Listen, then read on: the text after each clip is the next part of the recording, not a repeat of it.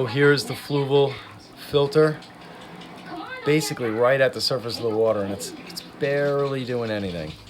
It's only just pushing water about this, not breaching the top or anything. And as you can see, it's right there at the surface. So it's been 10 months, and I say it's about time to clean out the filter. So let's do that the proper way. So here we are, it's the Fluval 406 canister. Very easy disconnect system on the top, but first I gotta turn it off. I installed this little inline switch to turn off the filter itself. Just makes it a lot easier to do these kinds of things. And then you have your valve system on the top here. Do the first valve,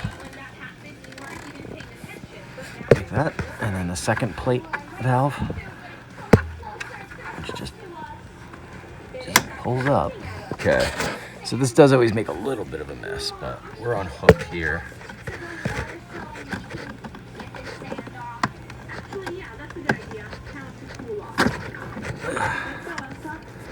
So, not a big mess.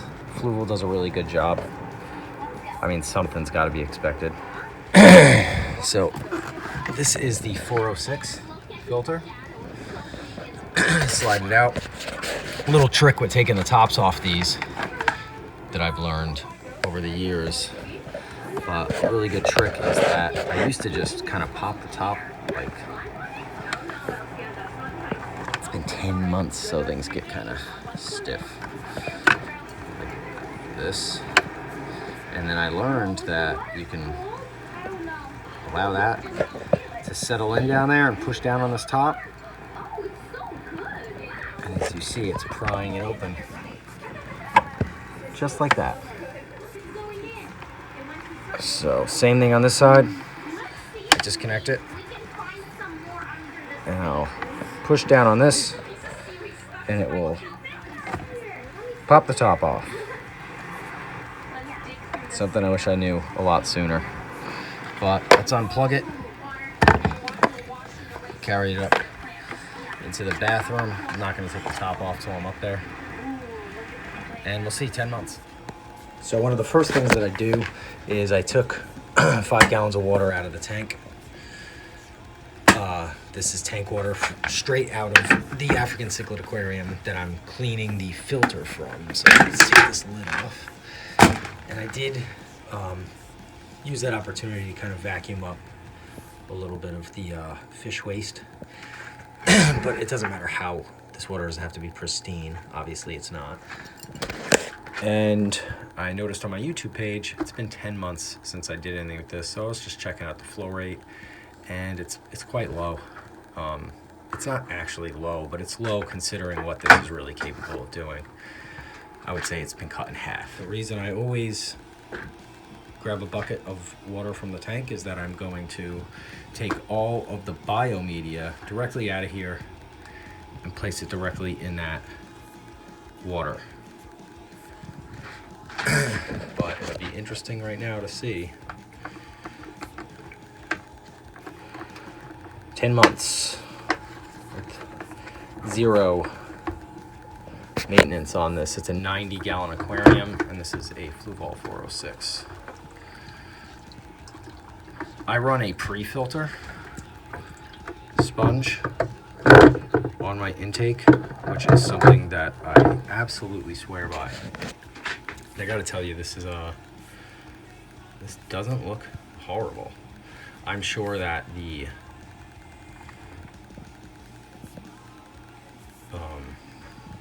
sponges are quite clogged, is what I'm going to imagine.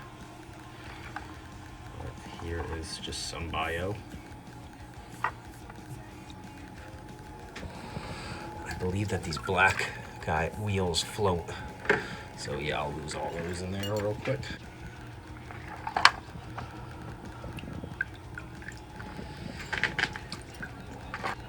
You could wear gloves when you do this. That probably wouldn't be the world's worst idea. I've just been doing this a very long time, and I just don't.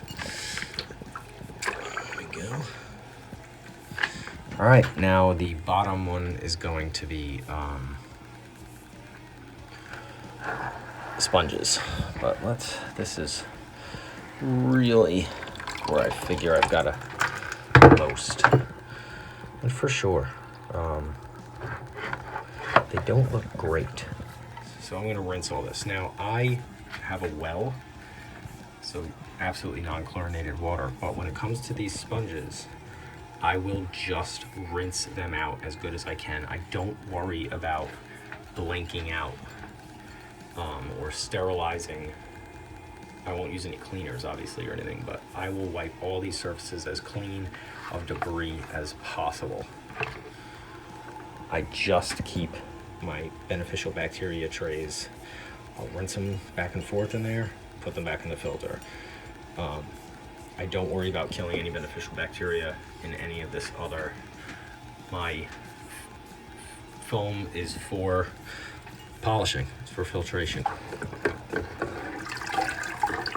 Yeah, the water went through that very slow, as you can see. Get some water on top.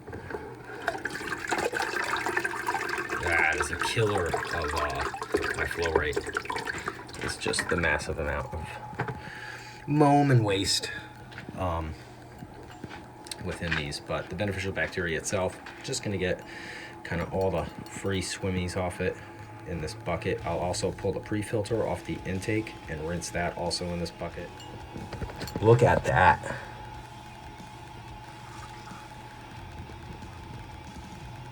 That is an impressive amount of muck. And for the most part, with the sponges, what I really just do is I try to get it saturated and I squeeze it out and I'll get it saturated. And as you do this, it just loosens all the particulate. Remember, I'm not trying to save any beneficial bacteria in these sponges. These are for polishing and removing physical fish waste. Do have a feeling these guys will be pretty bad because they're a finer sponge. Let's get a look at. Oh, not as bad as I expected, with all honesty. The impeller housing, I always make sure I clean all this. For 10 months. Really doesn't look bad at all. Again, I run a pre-filter on the intake, and I rinse that out quite often. That doesn't go any 10 months. Every time I do a water change, I'll rinse out the pre-filter, put it back on the intake.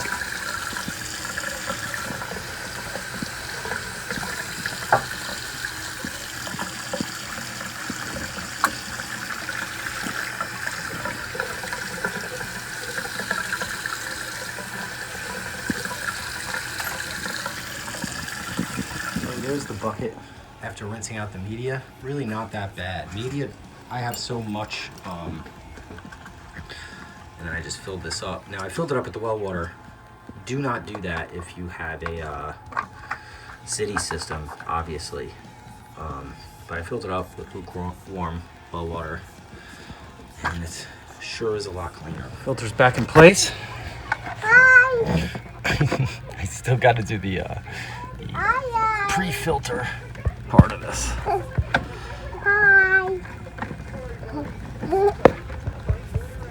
Hi, I can see you. This should make all kinds of gurgles. There we go. Gurgle, gurgle.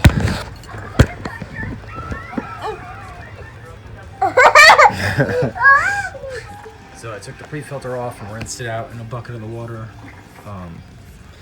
And this water was clear. So the pre-filter had a decent amount of build up to it. But it does that every time. And I rinsed this out. I had to plug the bottom filter media that I have.